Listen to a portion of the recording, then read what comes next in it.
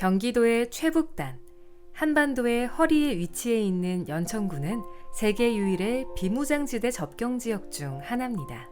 오랜 세월 개발이 제한되는 동안 온전히 보존되어 온 연천의 역사, 유적, 자연 생태계는 세계적으로 주목받는 문화유산이 되었는데요. 제인폭포는 연천읍 고문리에 있는 아름다운 폭포입니다.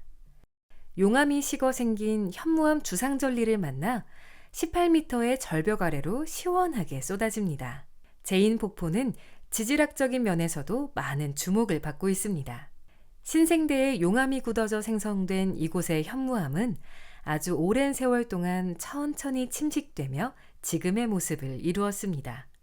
주상절리, 포트홀 등의 독특한 지질 구조를 바로 이 제인폭포에서 찾아볼 수 있습니다. 지난 2020년 제인폭포는 한탄강 일대의 지역과 더불어 유네스코 한탄강 세계지질공원으로 지정되었습니다. 제인폭포의 그 모습을 보시면 내륙에서는 상당히 보기 힘든 주상절리 절벽 아래로 폭포물이 떨어지고 있거든요. 바로 이 한탄강이 그 화산으로 형성된 화산강이기 때문인데요. 웅장한 모습과 함께 이 지질학적으로도 중요한 그 포트홀이라든지 주상절리, 현무암 주상절리 그런 지질학적인 그런 중요한 요소들도 이 폭포에서는 보실 수 있습니다. 제인폭포는 지질학적으로도 상당히 중요하지만 생태학적으로도 상당한 중요한 명소로서 2019년에는 유네스코 생물권 보전지역 그리고 2020년도에는 유네스코 한탄강 세계지질공원의 지질 명소로서 지정이 되었습니다. 호로고루는 장남면 원당리에 있는 옛 고구려군의 요새입니다. 즉 호로고루는 호로강에 있는 오래된 보루라는 뜻입니다. 호로고루에 대한 최초의 기록은 효종 7년에 편찬된 동국여지도에서 찾아볼 수 있고 이 책에서 호로고루는 삼국시대의 유적으로 명시되어 있습니다. 호로고루는 강가의 평평한 언덕 위에 지어진 학술적 가치가 높은 귀중한 문화유적이죠. 사실 성벽이라고 할 수 있는 건 동벽뿐입니다. 지금은 성벽의 일부만 남아 조금은 헛헛해 보이는 호로고루이지만 가을이 오는 시기에는 이곳에 5만여 송이의 해바라기가 활짝 피어나 옛 성곽의 정취를 더하고 있습니다. 삼국시대부터 6.25 전쟁 때까지 굉장히 중요한 군사적 요충지입니다.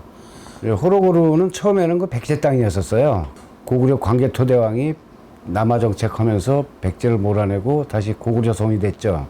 그랬다가 나중에 고구려가 쫓겨나면서 다시 통일신라 성으로 됐고요. 백제 토기 유물이 있고 고구려 시대 격자무늬라고 그래요. 그 다음에 신라 시대는 빗살무늬.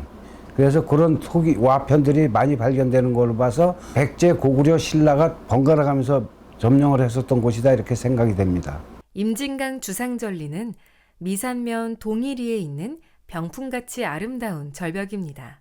약 27만 년 전 북한의 강원 평강군 부근에 있는 오리산에서 수차례 거대한 화산 폭발이 있었고 그때 강을 따라 흐르던 용암이 땅을 뒤덮으면서 연천 일대에 용암 대지를 형성했습니다. 강물의 풍화작용을 거치면서 이렇게 사각형, 육각형 모양의 길다란 기둥 모양의 암석이 된 것이죠. 임진강 주상절리는 세계적으로도 이례적인 강가의 주상절리입니다. 연천 전곡리 유적은 전고급 전곡리에 있는 전기 구석기 시대의 유적지입니다. 한탄강과 임진강 줄기를 따라 구석기 시대 유적이 많이 분포하고 있는데 그중 규모가 가장 크고 넓은 지역에 걸쳐져 있는 세계적인 문화유산입니다. 1978년 처음 발견되어 1979년부터 발굴 조사가 시작되었고 그 결과 주먹도끼, 사냥돌, 주먹찌르개, 극개, 홍날, 찌르개 등 다양한 구석기 시대의 석기가 1만여 점 이상 출토되었습니다. 연천 전곡리 유적을 거닐며 구석기인들이 거주했을 움집을 둘러보고 또 그들이 살았을 삶을 상상하다 보면 그 옛날로부터 불어온 선사인의 숨결을 느낄 수 있을지도 모릅니다. 전곡리 유적은 동아시아 최초로 아슐리안형 주먹도끼가 발견된 유적으로서의 가치가 있습니다. 이게 왜 중요하냐? 1940년대만 해도 당시에 인도를 기점으로 동아시아에는 아슐리안형 주먹도끼가 없었다라는 게 일반적인 설이었습니다. 1978년에 이곳에서 우연하게 한탄강에서 이제 유물을 발견했는데 이 사람이 미국에서 고고학을 공부한 사람입니다. 그런데 자기가 배웠던 내용과 발견된 유물이 서로 달라서 이거는 내가 배웠던 거와 다르네? 라고 생각을 하고 아슐리안형 주먹도끼가 발견됨으로써 그러한 학설을 반증하는 계기로서 평가된 유적으로서 가치가 있습니다. 전곡 선사박물관은 전고급 전곡리에 있는 구석기 시대 문화박물관입니다. 들판에 불시착한 외계의 우주선처럼 미래적으로 디자인된 건물의 외관이 인상적인데요. 이 안으로 들어가면 다양한 선사시대 유물들을 중심으로 전시 공간이 구성되어 있습니다. 선사시대란 문자로 쓰인 기록이 존재하지 않는 먼 옛날을 말합니다. 전곡 선사박물관 내부에는 구석기 시대의 동굴 벽화를 재현한 공간도 있는데요. 이곳에서는 선사인들의 동굴 속 생활을 체험할 수 있고 역사 교과서에서만 보던 다양한 벽화를 바로 눈앞에서 볼 수 있습니다. 동굴 벽화 같은 선사인들의 예술 활동은 우리로 하여금 그들의 세계관과 당시의 자연 환경을 유추해 보게 합니다. 이 밖에도 전곡 역사박물관은 인류의 진화와 구석기 시대의 문화를 체계적으로 이해할 수 있도록 상설 전시실과 기획 전시실을 따로 운영하여 다양한 주제로 전시를 진행하고 있습니다. 연천 칠경 그리팅맨은 지난 2016년 4월 23일 군남면 옥계리 옥녀봉에 설치된 거대한 조각상입니다. 해발 205m의 야트막한 봉우리인 옥녀봉은 연천군 전역을 둘러볼 수 있는 전망 좋은 명소인데요. 옥녀봉을 차지한 자가 한반도를 지배한다는 말이 전해져 내려올 만큼 임진강 줄기를 한눈에 조망할 수 있습니다. 삼국시대부터 여러 차례 쟁탈전이 벌어졌던 전략적 요충지입니다. 옥녀봉은 북한과 4km 정도 떨어져 있습니다.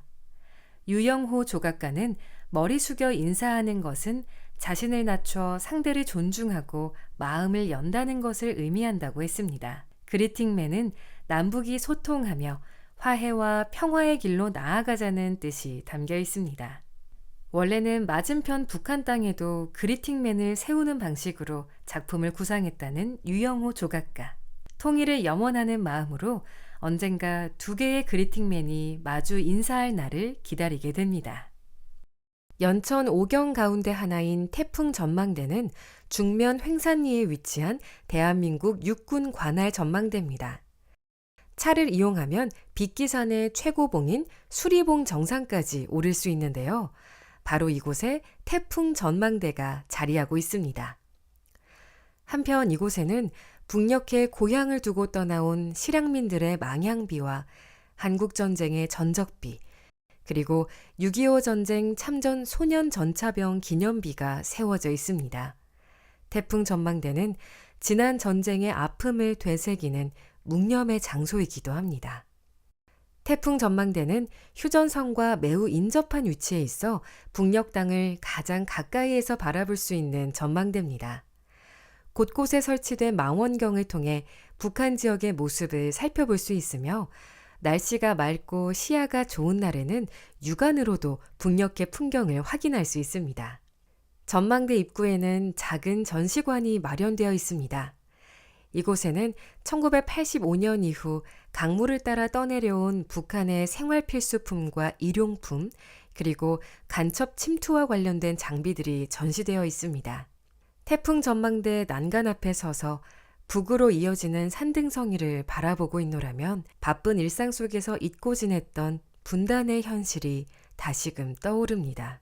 그러나 산 아래에서 불어오는 시원한 바람은 언젠가 남과 북이 다시 이어질 수 있으리라는 조심스러운 희망을 품게 합니다. 연천 팔경 숭이전은 미산면 아미리 일대에 있는 조선시대 때 지어진 사당으로 1971년 사적 제223호로 지정되었습니다. 조선을 건국한 태조는 1397년 귀일군 왕후에게 이 지역에 봉토를 주고 고려 태조의 묘를 세우도록 했는데요. 후에 문종이 이곳을 숭의전이라고 이름 짓고 고려 왕족의 후손들이 이곳을 관리하게 하면서 태조, 현종, 문종, 원종 등 고려의 왕 4명과 정몽주 등 고려의 충신 16명의 제사를 지내도록 했습니다. 숭의전은 사실 이제 6.25 때 폭격으로 인해서 전부 피폭 소실됐어요. 그게 처음에는 1970년도에 왕 개성왕 씨들이 시작을 해서 72년도에 전각을 짓습니다. 이한청이라든가 각종 그 부속 건물들은 그 이후에 차츰차츰 짓기 시작한 거예요. 굉장히 재래는 큽니다. 문 앞에 절벽 쪽으로도 약 600년 묵은 느티나무가 있는데 우웅 하는 소리가 나면은 마을에 반드시 무슨 큰일이 일어났거나 아니면은 까치나 까마귀가 날아와서 울면은 그 동네 잔치가 벌어진다거나 아니면은 초상이 났다는 설이 있습니다.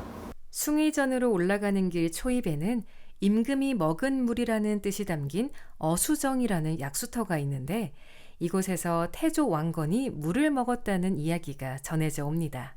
숭의전을 한 바퀴 돌고 임진강 쪽으로 나오면 벼랑 위에 향토 문화재로 지정된 거대한 느티나무 2그루가 서 있습니다.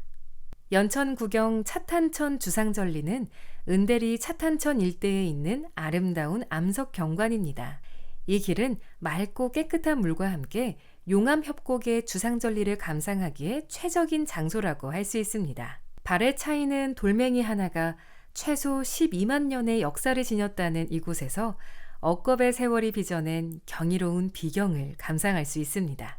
아름다운 자연과 역사가 살아 숨쉬는 도시이자 기나긴 한반도의 역사를 고스란히 간직한 땅 연천. 구석기 인류의 흔적부터 분단의 현실을 마주하는 최전방 전망대에 이르기까지 서로 다른 시간대의 시간이 겹겹이 쌓여있는 살아있는 지층이자 기록입니다.